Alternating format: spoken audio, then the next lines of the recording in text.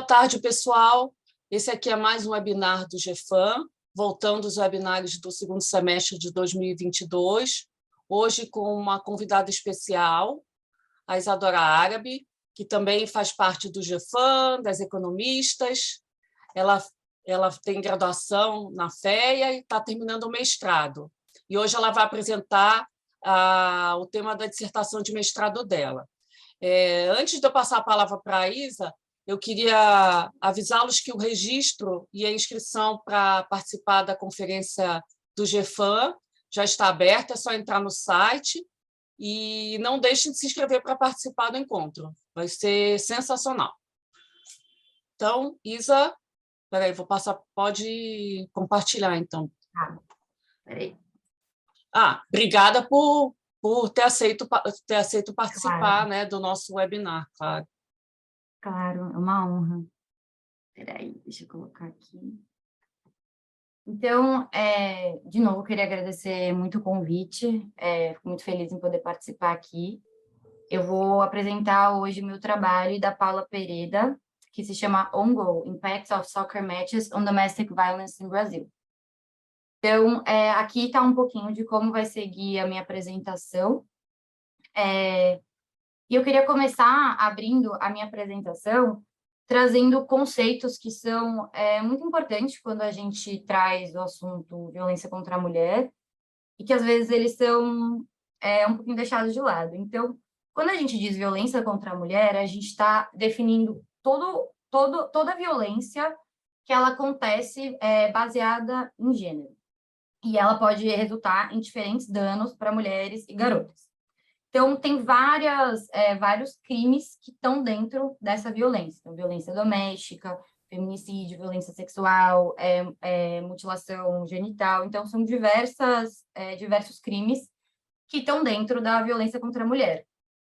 E a gente vai focar na forma mais comum dessa violência, que é a violência doméstica, ou seja, é a violência em que o agressor e a vítima, eles têm uma relação.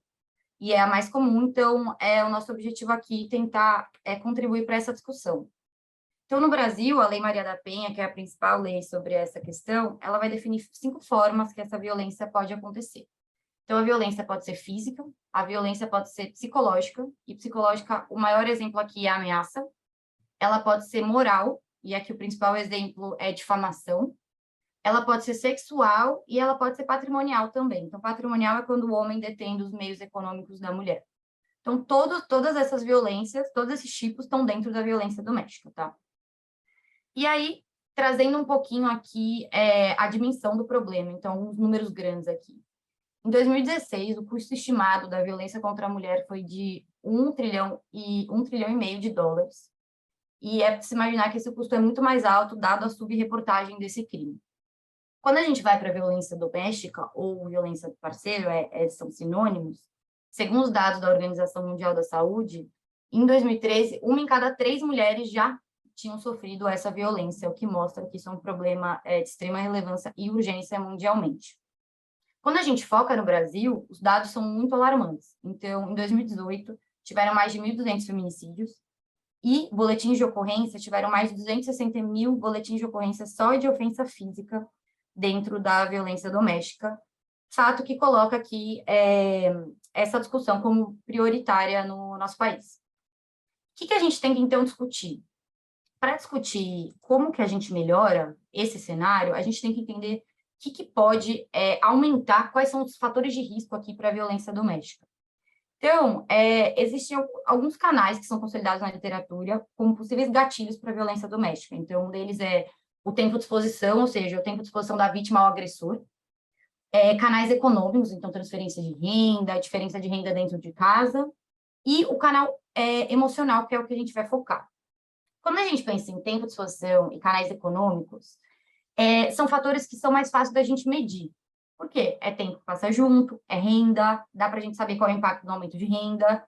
Quando a gente fala de canal emocional, já é algo mais difícil de mensurar. Então, a gente tem um gargalo nessa literatura e a gente vai tentar contribuir um pouquinho para isso. Então, o que a gente precisa entender aqui? A gente precisa entender o que leva, a gente precisa trazer um framework teórico para entender o que leva a violência a acontecer. Então, que estimula esse comportamento violento contra as mulheres? Então, o livro do Tochen e autores, de 1991, vai construir um modelo não cooperativo e vai falar, ó, a violência doméstica, ela vai prover utilidade positiva para os homens.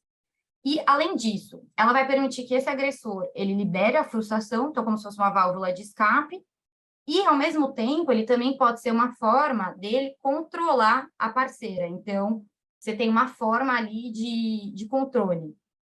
Agora, por outro lado, Strauss e autores, e Johnson também, eles vão falar, olha, essa violência, na verdade, não é algo que é recorrente, não, mas ela é algo que vai ser para expressar a frustração e raiva de acordo com algum episódio. E esse episódio, eles vão determinar como emotional cues ou fatores viscerais, visceral factors, a tradução fica meio esquisita. Então, eles vão colocar esses pontos de expressão como fatores que podem incentivar a violência. E, apesar dessas situações serem emoções imediatas e transitórias, o que acontece? Elas produzem efeitos de longo prazo e que vão ter consequências para o indivíduo. Então, a gente tem que entender como esses emotional cues, esses visceral factors, eles se enquadram dentro da violência doméstica. E aí, para isso, a gente tem que entender qual que é o ciclo da violência aqui. Em 1979, a Leonore Walker, que é uma psicóloga norte-americana, ela fez um esforço muito interessante de compreender, bom, deixa eu entender aqui, deixa eu entrevistar diversas vítimas de violência conjugal que estão ali na mesma casa com o agressor, e vamos ver se dá para a gente mapear alguma coisa, se tem como a gente, de alguma forma, entender se tem alguma coisa que vai se repetir entre todas essas mulheres, entre todos os agressores. E aí que ela define o ciclo da violência doméstica. Então, a primeira fase é o que a gente chama da fase da tensão. Então, é a fase que a tensão vai aumentando. E aí, aqui, tem diversos fatores que podem representar um avanço dessa fase 1 para a fase 2. E aqui, então, eu destaquei que esses visceral factors vão ser elementos que podem intensificar o momento da fase 1 para a fase 2. E o que é a fase 2? A fase 2 é que a agressão de fato acontece. Depois que a agressão de fato acontece, o agressor vai para a fase 3, que é o que a gente chama aqui de lua de mel. Então, é uma fase que ele vai se mostrar arrependido, ele vai ter um comportamento amoroso, que não vai durar, e vai novamente para a fase 1.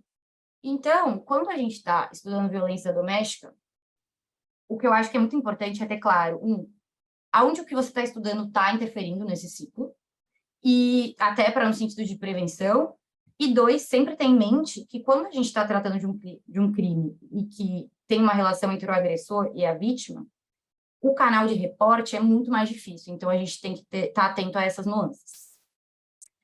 Trazendo algumas evidências empíricas, tem alguns trabalhos que vão trazer o álcool como um possível mecanismo para explodir, então para ter essa válvula de escape, ter essa frustração para a violência doméstica. E tem o trabalho do Cardinal, que é o que a gente vai seguir muito a perto. Então, foi um trabalho muito inovador, que buscou estudar o link entre violência familiar e esses emotional cues associados ao futebol americano nos Estados Unidos. O que eles mostraram? Eles mostraram que resultados inesperados, ou seja, eu estava esperando que o meu time de futebol americano ia ganhar, mas na verdade ele perdeu. Que esse cenário leva a um aumento de 10% na taxa de boletim de ocorrência dentro de casa da violência.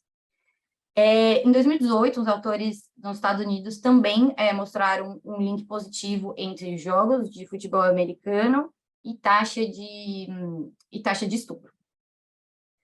O que a gente vai fazer, então, nesse paper?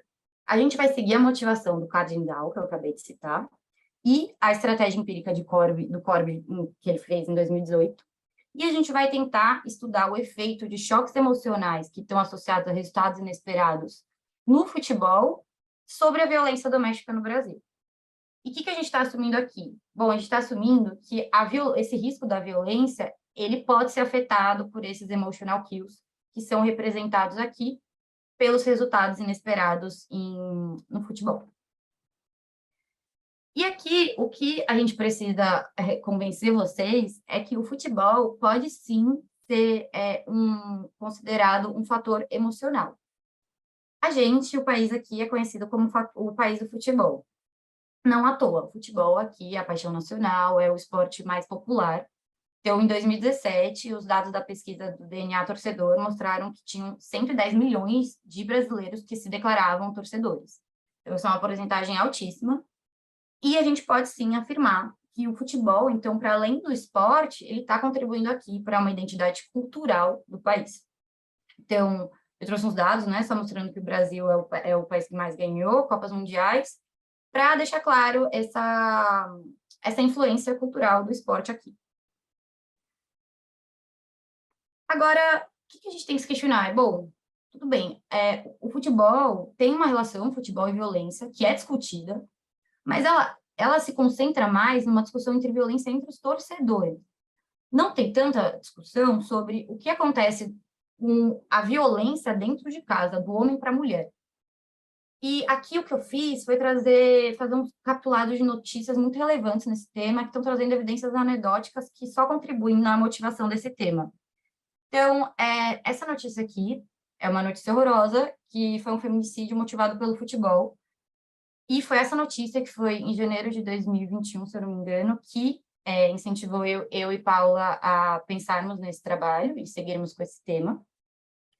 E, recentemente, uma parceria entre o Instituto Avão e o Fórum Brasileiro de Segurança Pública fizeram um levantamento mostrando que os registros de violência doméstica, eles aumentam em dias de partida de futebol. Então, o que começou a acontecer esse ano? Foi inédito. Então, teve uma campanha que foi criada em fevereiro de 2022, do Ministério Público de São Paulo, e para trazer a campanha do enfrentamento à violência doméstica nos estádios de futebol. Então, agora, tanto na divulgação, tanto na transmissão ao vivo na TV, como eu coloquei aqui, como no estádio, eles estão colocando o canal para denúncia, que é o Ligue 80, e é justamente a base de dados que a gente vai usar aqui nesse trabalho. E agora, só pontuando um pouquinho quais que foram os nossos achados, a gente achou que o aumento em um desvio padrão na fração de pessoas que estão recebendo um choque emocional negativo aumenta o número esperado de ligações para o Ligue 80 em 15%. E a gente achou que esse mesmo aumento de um desvio padrão, nesse mesmo share, choque, vai aumentar o número esperado de boletins de ocorrência em 20% nos estados de São Paulo e Rio de Janeiro. E o mais interessante, na minha opinião, é que quando a gente traz uma heterogeneidade por tipo da violência doméstica, ou seja, física, psicológica, etc., a gente vai achar que a violência psicológica que está levando esse resultado que a gente acha no Ligue 80, enquanto os boletins de ocorrência, esse resultado é guiado pela violência física. Tá? E agora eu vou entrar na parte dos nossos dados e vou tentar ser bem detalhista aqui, porque é um trabalho bem minucioso. A gente seguiu o trabalho do Corby, que foi muito criativo. E o que a gente fez aqui foi coletar dados de jogos de futebol do Campeonato Brasileiro, da Série A e da Série B. A gente pegou. Então, para quem não sabe, cada divisão jogam 20 times, e ele vai geralmente de maio até dezembro, e cada time se enfrenta 2 vezes em cada turno. Tá? Tem uma relevância mundial, então a Federação Internacional de História e Estatística do Futebol elegeu no ano passado esse campeonato como uma das ligas nacionais mais fortes do mundo. Então, a gente tem uma relevância muito alta aqui. E quando a gente, então, vai analisar os jogos, a gente tem uma diferença entre o horário do jogo de acordo com cada dia da semana. Então, quando a gente analisa aqui essa figura 1, o que ela está mostrando para a gente? Está mostrando uma diferença muito clara entre os jogos que acontecem sábado e domingo e os jogos que acontecem terça, quarta e quinta, certo? Então, terça, quarta e quinta, a gente pode ver que tem uma predominância indiscutível nos jogos que começam a partir das 6 da noite. Tá? E o que a gente decidiu fazer, então? Nós decidimos restringir nossa amostra para só jogos que acontecem terça, quarta e quinta. A gente acha que, dessa forma, a gente consegue isolar melhor o efeito emocional. E aqui eu acho válido pontuar que, por exemplo, no trabalho do Cardinal, eles só analisam jogos de futebol americano de domingo. Tá? Então, a gente tem uma amostra representativa e, dada essa diferença entre o horário do jogo, a gente resolveu restringir nossa amostra. E, como eu disse, então, as nossas emotional kills aqui estão sendo resultados inesperados. Mas se estão sendo inesperados, a gente tem que estar com base em alguma expectativa. Então, aí que vai entrar os nossos dados de aposta no mercado de apostas esportivas. Então, a gente vai coletar dados de mercado de aposta esportiva do Campeonato Brasileiro da Série A e da Série B, de 2012 a 2019. Esses mercados são gigantescos, são internacionais, movimentam trilhões de dólares. E, recentemente, teve um crescimento significativo no Brasil. Então, só como via de exemplo, em 2021, movimentou cerca de 4 bilhões de reais. Ele está temporariamente liberado pela Lei 13.756, mas ainda está nos trâmites legais. E, assim como o Corby e o Cardinal, a nossa hipótese aqui é que esses resultados do nosso mercado de aposta não estão influenciando o resultado de fato que acontece no futebol, que é uma hipótese muito viável aqui. Então, basicamente, o que o mercado de aposta está me falando não quer dizer que vai influenciar o resultado do futebol. E aqui eu trouxe um exemplo do dado de aposta, porque eu mesma nunca tinha mexido com esses dados, então eu achei que seria interessante trazer isso. A gente fez um web scraping de cada jogo de 2012 até 2019. E o que esses dados da aposta vão mostrar para a gente? Cada jogo vai estar associado com uma odds para o time de casa, que é sempre o primeiro time aqui, então nesse nosso exemplo, o Corinthians é o time de casa, e para o time de fora, que é o São Paulo. Então, a gente tem vários mercados, então o OneBet, Bet365, vários que todos têm, sempre tem as propagandas no estádio, então são todas essas plataformas online de aposta. E aqui a gente vai ter, então, o número 1, essa coluna 1 é para o time de casa, e a coluna 2 é para o time de fora. Então, o que a gente faz? A gente coletou todos esses dados e a gente fez uma média das odds para cada time e para o empate. E aí, o que a gente faz com essas odds? A gente vai definir as probabilidades implícitas aqui, que vão ser o inverso dessas odds. Ou seja, se essa plataforma online está me pagando 2,49, está pagando 2,49 para a vitória do Corinthians e 3,34 para a vitória do São Paulo, eu estou querendo dizer que o mercado está prevendo uma vitória do Corinthians. Então, com maior for a odds aqui, então, no caso, a odds maior é de São Paulo, é menor a probabilidade desse time de ganhar. Geralmente, o time de casa tem a maior chance de ganhar, o mercado está prevendo isso, tá? Então, essa é a probabilidade de vitória do Corinthians, essa é a probabilidade de vitória do São Paulo. E a gente vai usar isso na nossa estratégia empírica, que eu vou falar já já. Agora, o que a gente tem que pensar? Bom, a gente está aqui querendo ser ambiciosa e ver essa relação nos municípios do Brasil. Mas, será que uma perda inesperada do São Paulo vai ter o mesmo efeito num município que tem muito São Paulino do que num município que não tem muito São Paulino? Então, a gente precisa saber mapear qual que é a popularidade de cada time. E aí, para isso, a gente usou os dados do mapa das curtidas, que foi feito em 2017. E o que é essa plataforma? Ela foi um esforço conjunto entre o Facebook e o Globo Esporte. E aqui, só para deixar claro, o Facebook é uma rede social que ainda é muito usada, né? Então, em 2017, tinha 122 milhões de usuários aqui, só para deixar claro que tem uma amostra representativa para a gente. E aí, esses dados vão mostrar, então, para cada município, o mapa das curtidas vai disponibilizar os 64 principais times de futebol. E aí, para cada município, a gente consegue ver o total de likes e o total de like que o São Paulo recebeu, que o Corinthians recebeu, que o Náutico recebeu, que o Fortaleza recebeu, todos esses likes. Então, o que a gente consegue fazer? A gente consegue fazer um shift share dos torcedores de cada município, tá? Então, aqui, só para pontuar algo que a gente vai usar depois. O que pode ser levantado aqui? Falar, poxa, mas vocês podem estar usando municípios que não teve muito like. E aí, como que isso é representativo, né? Então, um dos nossos exercícios de robustez é tirar os municípios que têm menos like por população, para ver se o resultado fica o mesmo e se esse share é representativo. Aqui eu trouxe um mapa que eu fiz com a distribuição geográfica dos times mais curtidos. E aí dá para ver aqui uma enorme prevalência do Flamengo. Então, é o mais curtido, seguido pelo Corinthians, Grêmio, Cruzeiro. Então, é isso. Cada time... Mas, assim, aí cada município aqui, eu consigo ver qual foi o segundo time mais curtido, o terceiro time, o quarto time, quinto time. Então, a gente consegue fazer esse share. Agora, feito essa parte dos dados de futebol e das apostas, a gente entra na parte de violência doméstica.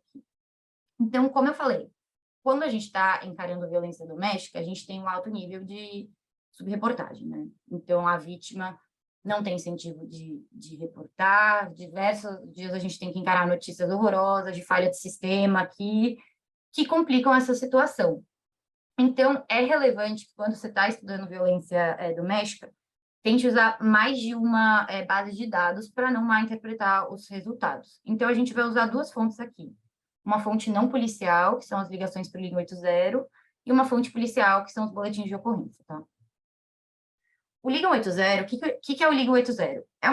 É um serviço de graça que funciona 24 horas e a pessoa pode reportar qualquer tipo de violência. É um serviço que é administrado pelo Ministério da Mulher, da Família e dos Direitos Humanos, e ele foi criado em 2005. Quando ele foi criado, era um central de atendimento somente, então ele não coletava denúncias.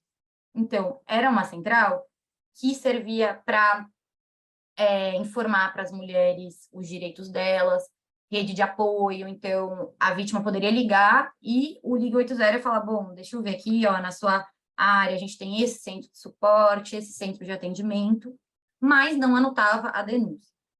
A partir de 2014, em junho, o Liga 80 passou a ser Disque Denúncia também. Então, passou a ser um canal que aceita a denúncia de qualquer tipo de violência contra a mulher.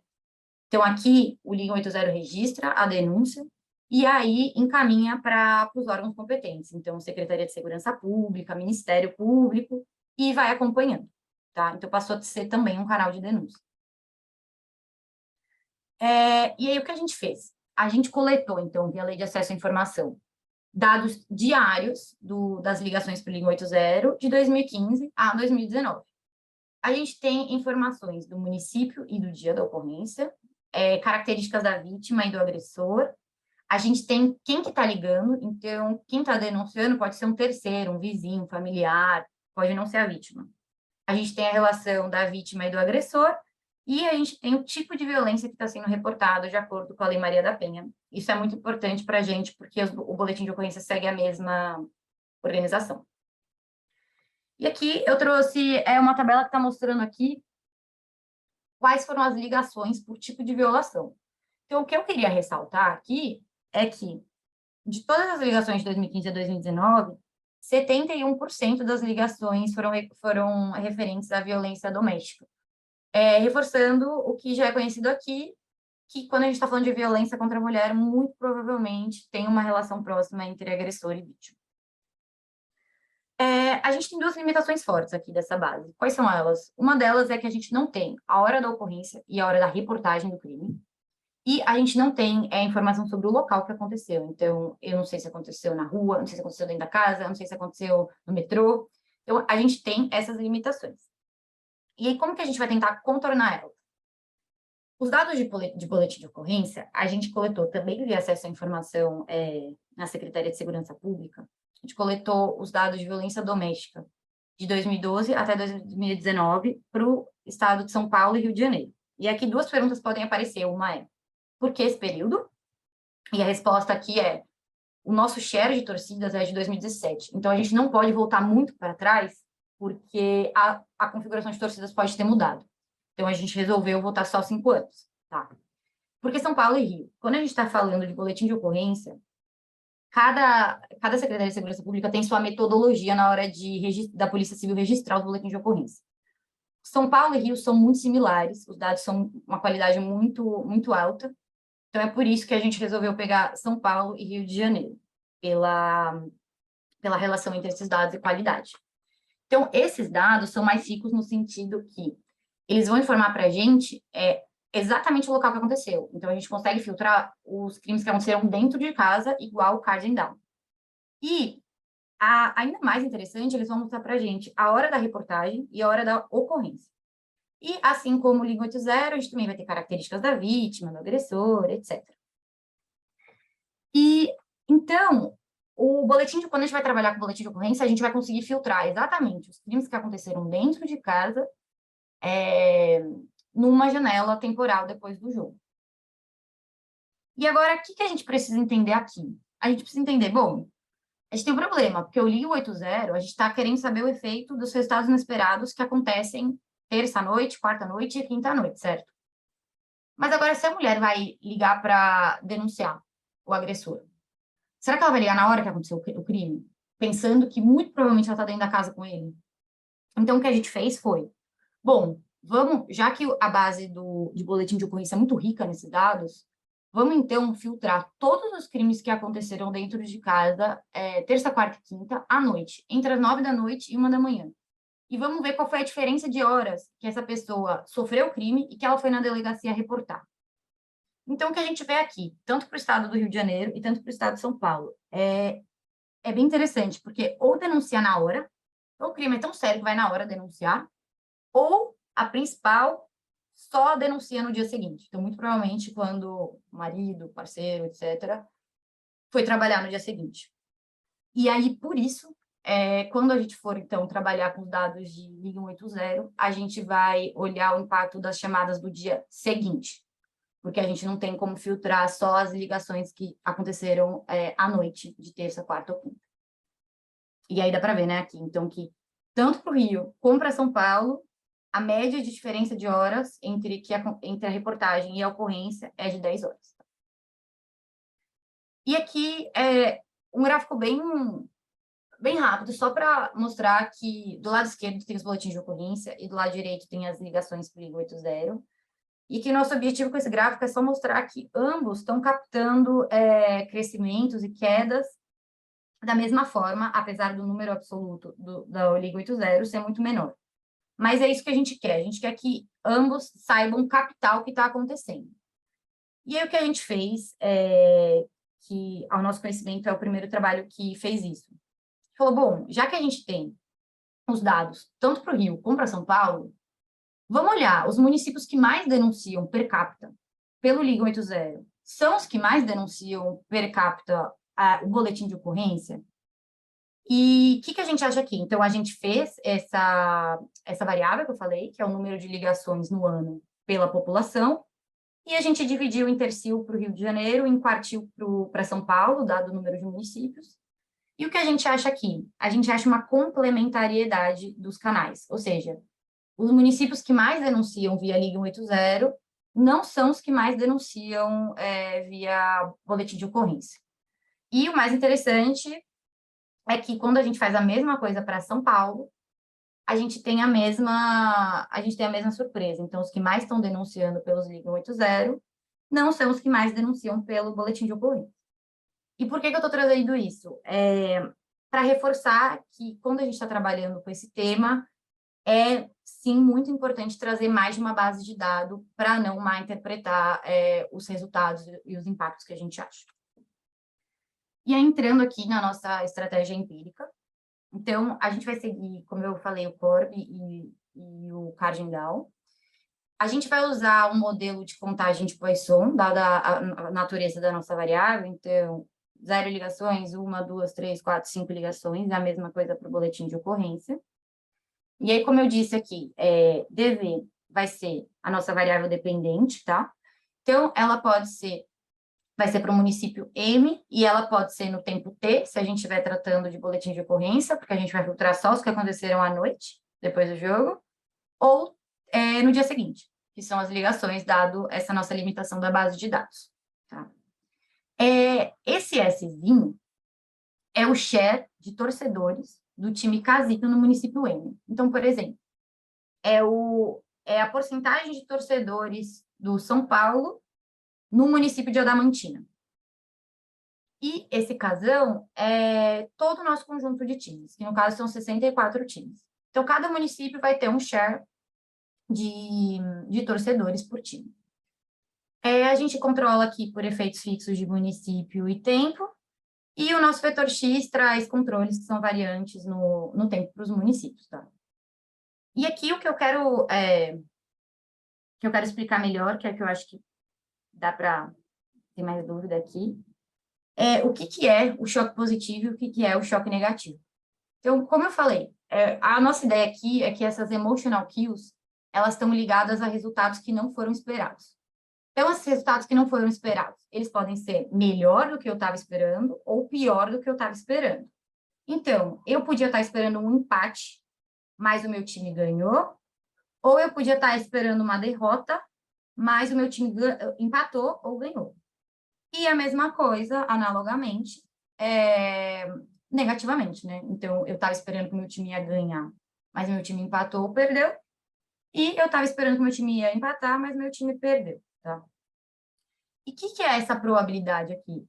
Win, draw e loss é bem imediato. Então, na verdade, são indicadoras que estão me falando se se o Corinthians ganhou em 22 de maio. É basicamente isso. Então, ganhou ou perdeu, ou empatou.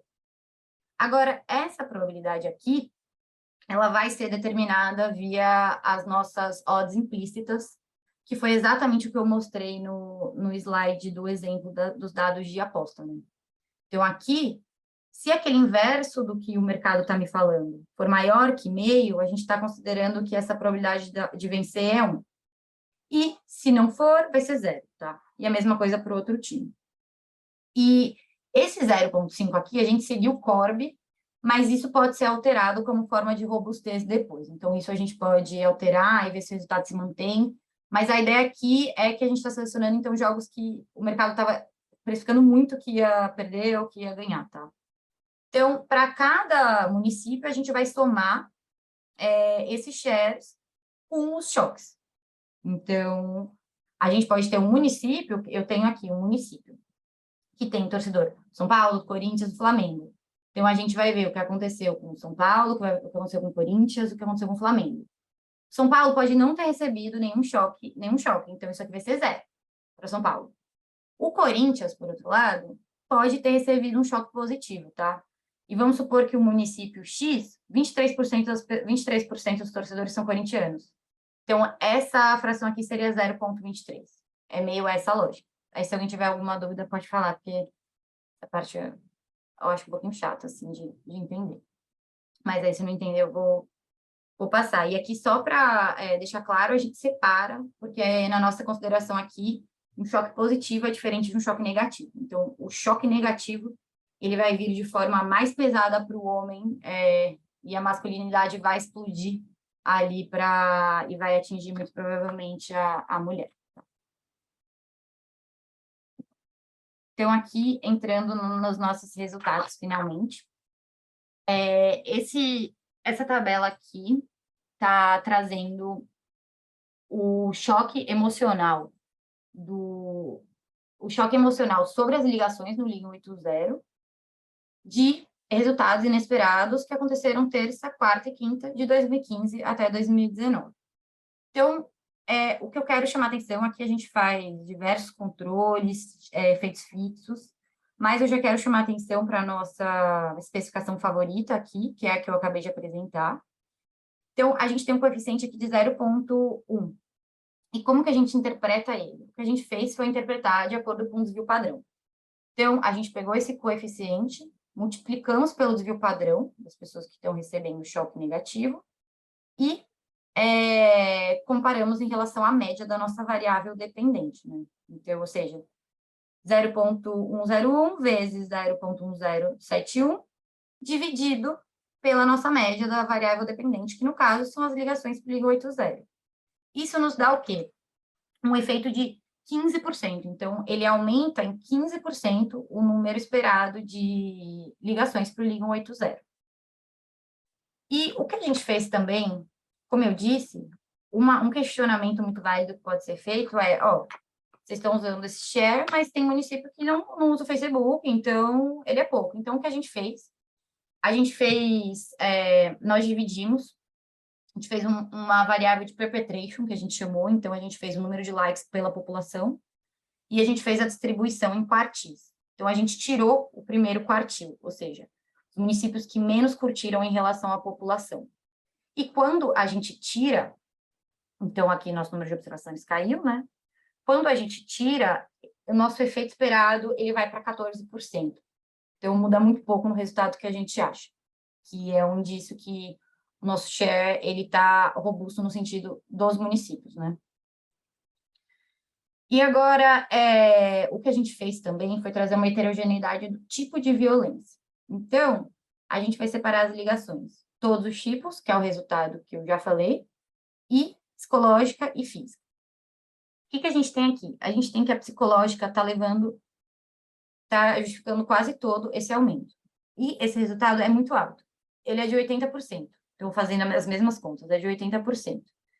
E o que ele pode estar dizendo para a gente? Assim, um pouco uma complicação da nossa pesquisa é que, quando o Carden e Dow eles fizeram essa pesquisa, foi 2011, não tinha muito a discussão na literatura, nessa parte mais empírica de violência contra a mulher, da importância de se entender a diferença nos tipos da violência.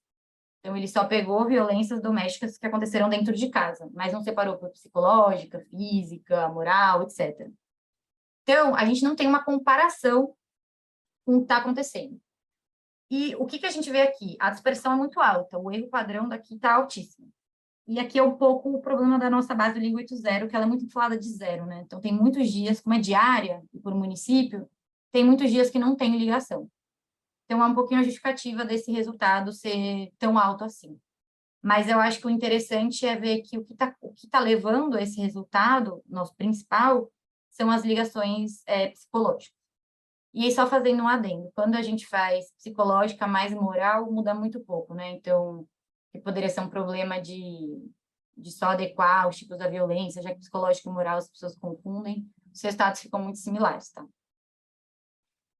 E aí, aqui, trazendo, então, para finalizar, os resultados de boletim de ocorrência. O boletim de ocorrência, aqui, a gente está fazendo, como eu disse, de 2002 a 2019, para São Paulo e Rio de Janeiro. E a gente filtrou, nesse primeiro momento, crimes que aconteceram entre 9 da noite e 1 da manhã. Isso é algo que a gente ainda quer explorar mais. Então, fazer uma robustez com diferentes horários, né, pós-jogo. O Cardinal, eles fazem uma janela de tempo de 3 horas. Então, a gente fez aqui 4 horas após o jogo. E o que a gente acha aqui é que esse efeito é de 20%. Então, é um efeito ligeiramente maior que as ligações do Liga 80, tá? E, nesse caso, a gente está filtrando somente as que aconteceram dentro de casa. Então, a gente tem esse poder maior aqui, né, com as ligações. E aqui o que é interessante é que quando a gente faz essa mesma heterogeneidade por tipo de violência, a gente acha, nesse caso, que a física é a que está levando esse resultado que a gente acha nos boletins de ocorrência. Então, o efeito na física aqui é de quase 50%, 48% para ser mais exato. Então, parece ter uma diferença no mecanismo de reporte via canal de denúncia. Então, psicológica, talvez o Liga 80 capte melhor, e boletim de ocorrência talvez capte melhor o aumento da violência física aqui. Né? E aí, por fim, só para concluir, espero que eu não tenha passado o tempo, como forma de alternativa... Não, está tranquilo. Tá, beleza.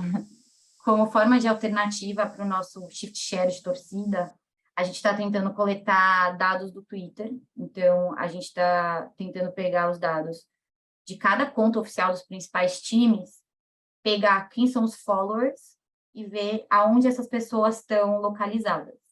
E aí, dessa forma, tentar fazer uma robustez para shift share.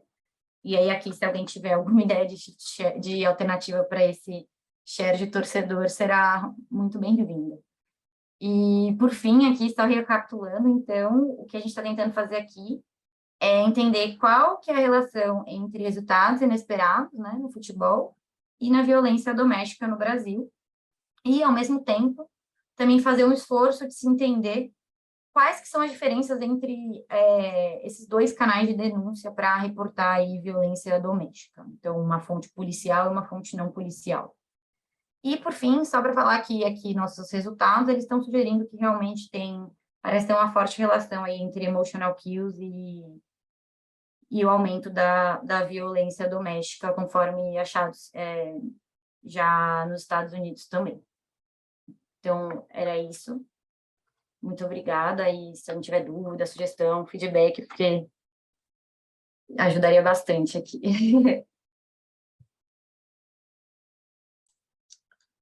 Obrigada, Isadora. Parabéns pela apresentação, muito boa. Trabalho, então, Obrigada. sensacional, hein? Obrigada. De nada, que isso. Então, o Renan quer fazer uma pergunta? Já abriu para pergunta? Na verdade, é uma sugestão mesmo, que eu tive uma ideia. Por favor. Eu achei muito massa, o trabalho está muito bom, assim, de verdade, parabéns, está super legal. Obrigada. E uma ideia que eu tive é que talvez olhar para os times, rodar um modelo só com partida entre os times do mesmo município, né? Daí você pensa, por exemplo, Palmeiras, Corinthians, São Paulo, Corinthians, porque aí talvez o choque emocional seja ainda maior. Ele não vai vir da probabilidade, clássicos, entendeu? Porque ele não vai estar vindo ele vem menos da probabilidade, né? Então vai ter que mudar um pouco lá os pressupostos que vocês trazem da probabilidade. Mas talvez o choque emocional nesse caso seja maior. Não sei, É mais forte ainda, né? o canal seja mais direto, digamos assim.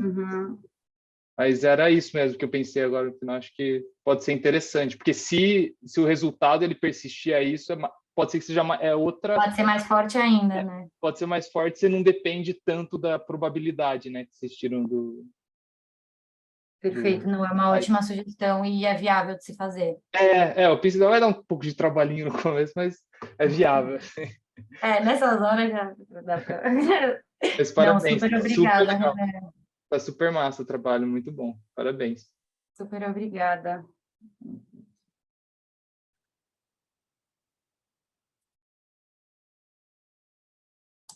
A Cíntia também queria falar alguma coisa, né, Cíntia?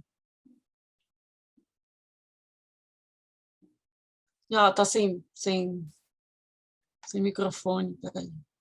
Eu estou vendo aqui, eu acho que ela deu uma ideia boa aqui, de estimativa a partir do dinheiro da venda de produtos nas lojas de clube. E eu acho que isso aqui até deve dar para conseguir esses dados, não sei como, mas acho que deve dar.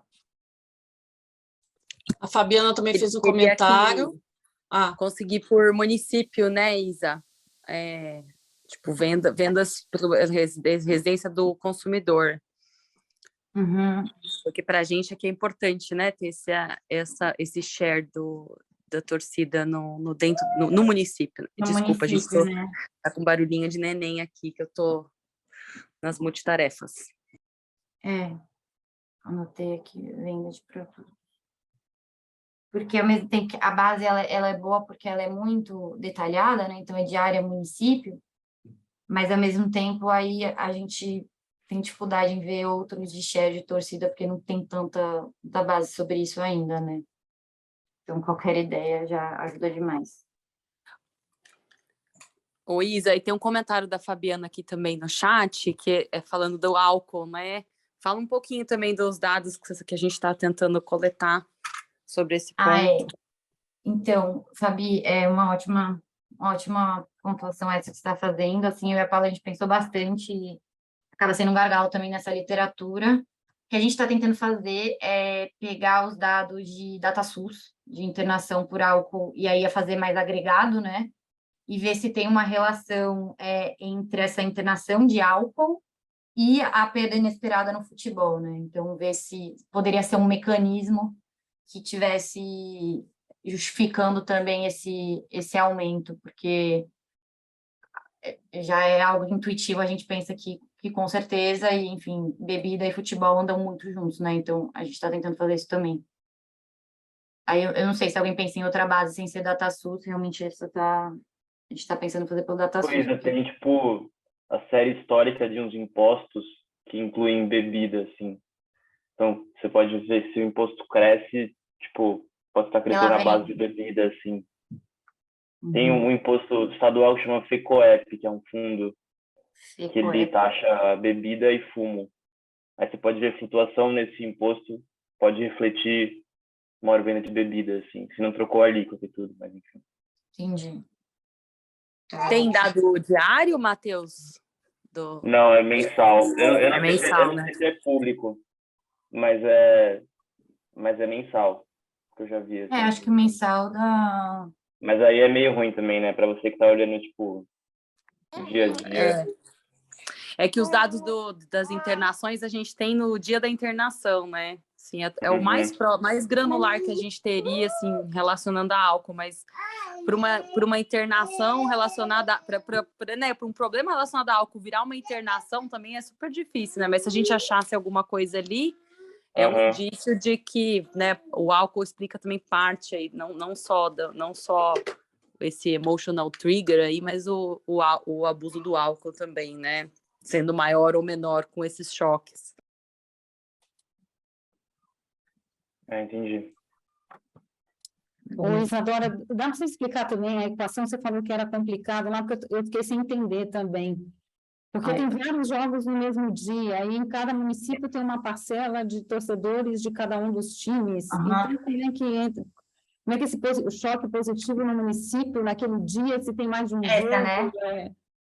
Essa, né? Eu sem entender. É isso, por favor. Então, eu vou fazer um exemplo assim. Então, vamos supor que eu vou ter um município aqui, sei lá, um município X, e nesse município X só tem torcedor do São Paulo, do Corinthians e do Náutico. Só tem esses três. O Corinthians é 50%, São Paulo 40% e Náutico 10%. Então, a gente só tem esses três torcedores. E nesse dia, os três vão jogar. O Corinthians vai jogar com o time Z, São Paulo com outro time, Náutico com outro time, tá? Corinthians e São Paulo não vão entrar nesse porque o resultado dele estava dentro do que o mercado estava prevendo, o mercado de aposta. Mas o Náutico, por exemplo, o mercado estava falando ele vai perder, mas ele ganhou. Então, esse choque desse município seria 1, né? Aqui, então, para o Náutico seria 1, porque seria 1? Porque a probabilidade dele perder era 1, né? Então, o mercado estava falando que ele ia perder. Então, esse seria 1. Só que, na verdade, ele ganhou. Então, seria 1. 1 vezes 1, né? E esse nosso Szinho seria 0,1, porque eu estou supondo que esse município aqui tem 10% de torcedores do Náutico.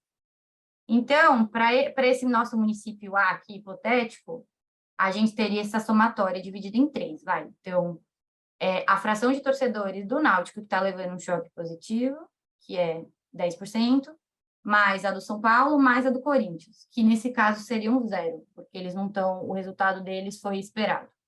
E aí a mesma coisa se tivesse choque negativo para o Náutico, por exemplo. Entendeu? Não, tudo bem, entendi. Obrigada.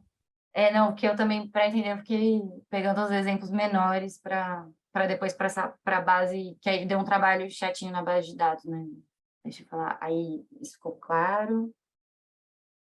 Aí, acho que é isso, assim, se alguém tiver mais dúvida também, tiver outra sugestão, eu tenho um mês para submeter, para depositar, então ainda dá para fazer umas alterações. Tem um comentário da Laura, o Gando. Você viu? Deixa eu ver. Laura, eu vi sim, inclusive o Bernardo me ajudou bastante em vários códigos. E ele olha para os dados de internação, né? E, inclusive, no meu texto tem a motivação do resultado dele, porque ele olha de agressões que levam à morte, se eu não me engano. Então, é um estágio muito além, e ele acha que isso é mais forte para mulheres, né? Então, a gente coloca aí que é uma motivação a mais esse resultado. A gente optou por não pegar a internação de mulheres no DataSUS, porque isso já está mensurando aí para a gente uma violência que está além, né? Que o Liga 80, ele talvez capte um estágio antes ali, naquela mudança ali da fase 1 da tensão para a fase da agressão, que é onde a gente quer captar. Mas eu vi sim, ele me ajudou bastante. Isa, só uma coisa que me ocorreu agora. Obviamente, o Campeonato Brasileiro é o mais importante de tudo, né? Eu não tenho nada de futebol, mas ocorrem outros campeonatos ao mesmo tempo que o brasileiro e podem ter choques emocionais desses outros campeonatos, ou porque os outros campeonatos são menos importantes, os choques emocionais, você entendeu? Porque estão ocorrendo vários choques emocionais ao mesmo tempo, do campeonato brasileiro e dos campeonatos estaduais, sei lá, regionais, o que mais que tem. Como é que acontece isso tudo? Como é que se lida com isso tudo ao mesmo tempo? Então, o conflito aí seria entre brasileiro e Copa do Brasil, Libertadores e Sul-América. Mas o que a gente viu são poucos jogos, então a gente defende que não vai interferir no agregado, né? Mas o Corbe, por exemplo, pega a Copa do Brasil. Só que a gente defende que não vai mudar muito o nosso resultado, porque o Campeonato Brasileiro é mais forte, mas talvez isso seja interessante para a robustez, né? Então a gente pode pegar também outros campeonatos e ver se isso muda. Obrigada, Fabi. O do Corbe é choque emocional em cima do que mesmo? Eu não lembro mais. É de eleição. De incumbente e tal, mas aí ele pega dados mais para trás, né? Acho que é desde 2006, se eu não me engano. Nosso filtro Muito um pouquinho bom. mais. Parabéns, Isa. Obrigada, Fabi. Mais alguém quer fazer algum comentário?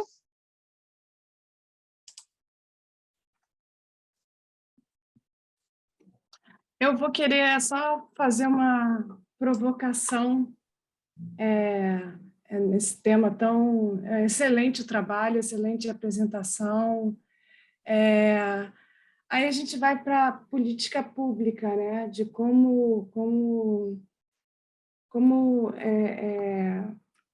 quais são as políticas públicas ideais para tentar atenuar esse tipo de problema. Aí você até falou no início, e até mostrou na sua apresentação, que está se colocando nos estádios, né? Vários anúncios e várias campanhas de conscientização, mas eu fico imaginando, e conversando até com o Fernando hoje à tarde, né, sobre o seu trabalho, e o cara, e aí você mostrou no mapa, que até eu já sabia, né, mas o Flamengo ali dominando lá, o flamenguista lá no interior do Piauí, em casa, que não tem acesso a essa campanha, ou até pode ter, né, o pessoal fazendo campanha na televisão, e aí tem acesso ao álcool, que amplifica o efeito, e aí violência doméstica, e aí, né, assim, o extremo... o extremo em termos de policy é acabar com o futebol.